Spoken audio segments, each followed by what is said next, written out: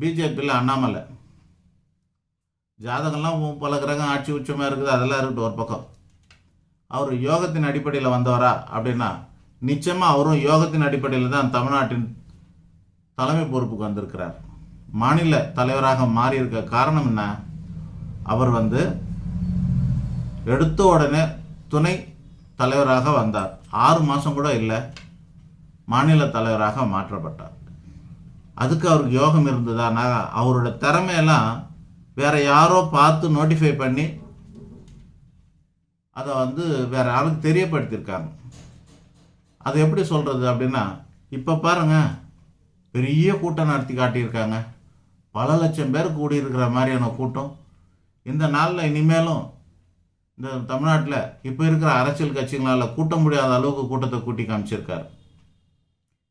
பிரம்மாண்டமான மேடை, அதுவும் ரொம்ப